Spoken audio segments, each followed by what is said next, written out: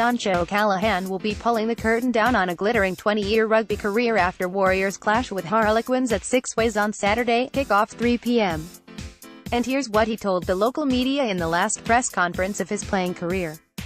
"Why I'm retiring, for me it's about putting priorities in place.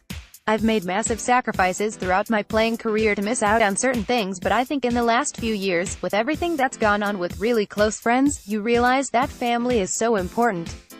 I'm starting to miss small things, but they're adding up, and I'm missing my kids and being there for them and being a proper dad. I need to make my family a priority and stop masking behind sacrifices which are really just selfish moments from me.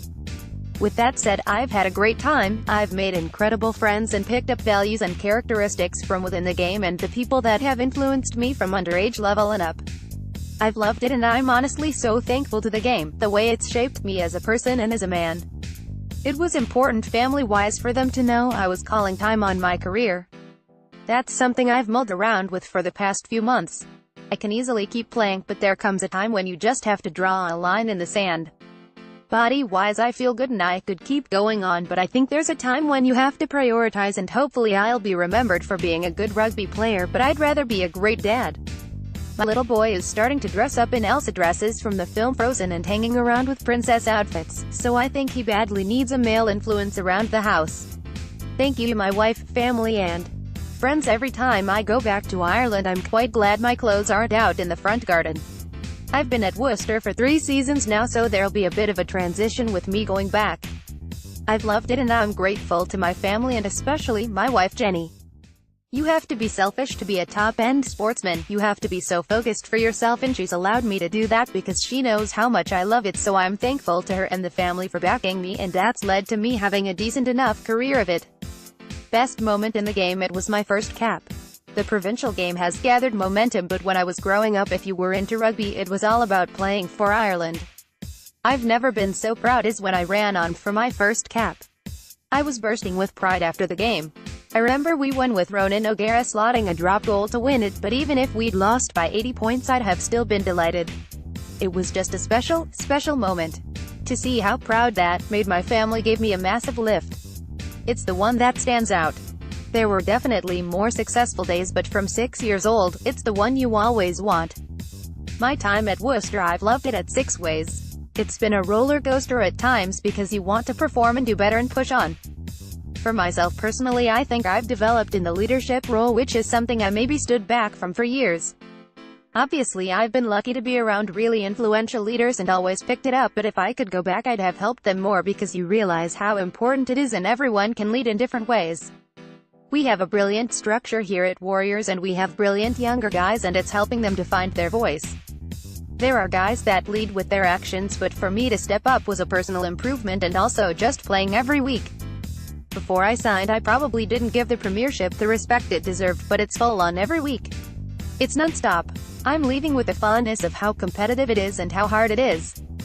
From when I signed on I would have liked to have pushed on, but I think as a group we've done incredibly well, and with these games coming up we need to keep everything in our control and make sure we provide a platform for these younger guys coming through to step up in the next few years. I think I've learned an awful lot about myself, and as a playing group I'm so incredibly proud of everyone. There could have been plenty of excuses, but we've never taken them, and that's because they care about the club, each other and the supporters. What I'll miss, surprisingly, pre-season is one of the bits I'll miss. Those are the moments where you make bonds with your teammates. When you're suffering with each other you make a bond that gets you through the difficult games and difficult times. The physical side of work I've always loved, and I think I'll try and swap that in with something else. Of course, vanity will probably kick in and I'll probably never hit a maul or a scrum again, but the big thing I'll miss is the changing room.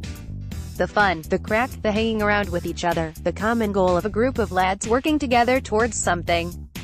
That camaraderie and special bond you get in any changing room is the bit I'm going to miss. What's next? I think I'll go back to my first role first of all, in just being a supporter. I'm looking forward to getting over here with my son Jake and getting to a few of the games. Spending more time with the family is the priority, but never say never in terms of not getting involved again in the game. I'd have to find the area of the game I'd add value to, but certainly for me, working with the younger guys and the incredible talent that's around and helping harness them is something I'm massively interested in doing. I remember being there myself and being exposed to influential people when I was younger, and they actually gave you a template on how to conduct yourself and how to look after yourself and push on. The key to a long-lasting career. I've been lucky. If you're willing to put your head between two asses and push, that's all you need to do in the second row. I've been lucky in that regard, as when you lose a yard of pace like a winger, that's time, but if you're crazy enough to play in the second row, then they'll leave you at it. I've had brilliant fitness advisors throughout the years like Bryce Kavanagh. You're in the club for maybe 4 or 5 hours a day, so what are you doing for the other 19 to 20 hours of the day, and how are you looking after yourself? That shows the pros. Going to bed early and looking after your body. Fellas, like Jim Williams used to say, your body is your business. It's your tool to do your job. So you've got to make sure it's ready. If a coach doesn't pick you, then that's their call, but you've got to present yourself to be ready for them. I've always tried to do that, and it's something I'm massively proud of at Worcester. I don't think a lot of teams would have signed a 36-year-old, but I've been able to present and be ready for every session. How will I feel after the game on Saturday? I don't know how I'll feel. I'm thinking, should I get emotional about all this? But I'm not an emotional person. I have teammates that would bawl their eyes out at Disney movies, but that's just not me. I promise my singular focus with the match is performance. I don't want to treat this game any different. When you have quality opposition in the Premiership, if we don't bring our best performance, if we don't max out and play beyond ourselves, we won't be in with a chance. So that's all I'm focused on. It's about channeling emotions in the right way. I actually use emotion as a fuel for me. I need to be emotionally invested in the game. There have been plenty of games where I've looked back and thought, who's that lunatic? But that's because I need to get to that level. If you don't channel it right, I know from myself I could rack up 20 penalties in the first 3 minutes. So, I need to get that right. Whether I'll start against Harlequins, coaches have to do what's 100% right. Alan Solomons picks the best 15 and always has. We chat openly and honestly. We have a really good relationship. Andrew Kitchener, Justin Clegg, James Scott, these are the guys we need to be bringing through. They are a multi-talented group. They're just in my position without even touching upon the likes of Will Butler, Ollie Lawrence, Ted Hill, etc. There's a brilliant young group. I understand what Alan has to do.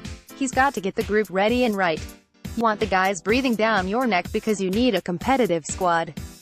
Working in rugby, I don't think coaching is a role for me. It's tough. I don't know how they do it. If you go into any top-end club, you'll notice the first in and last out are the coaches. The game changes so quickly, they constantly need to upskill and get better and improve. Not that I'm afraid to work like that, but over the past few years I've given all of myself to rugby and I need to prioritize towards my family. The academy is certainly an area I'd like to get involved with. You have to make sure that you're adding value in a role though. I think that working in that age group is something I'd be massively excited with, as I remember at that age you're a sponge. If you're around key guys, and like the younger group one mentioned, they're the type of guys that if they start to jump up now they can keep going. I think we have the potential of a few lions in our younger group if they're groomed and looked after correctly. Warriors youngsters, Ted Hill is an incredible player. He's got it all, and it's about making sure you're helping him and supporting him and giving him little tips along the way. A big thing I've learned in England as opposed to Ireland is that I was constantly in John Langford or McGalway's ears, asking them first up, whereas English lads don't tend to do that. They're just more reserved, or maybe they feel like they're being cheeky, but Irish lads will tap guys for their knowledge. I don't want to be one of those old guys driving them crazy saying, this is how I did it back in the day. I think there are certainly exciting times ahead with guys like Ted, and I think he's a leader too. If he keeps progressing the way he is, he could definitely be a lion. He and Will Butler have exceptional leadership qualities, and as an older player you feel the responsibility to leave the club in a better spot for these guys. I haven't tasted success with Warriors, but I'd love to see these guys in his Premiership final in years to come. Tickets for Warriors vs Harlequins this Saturday are still available by clicking here, calling 01905 459 309 or visiting the ticket office.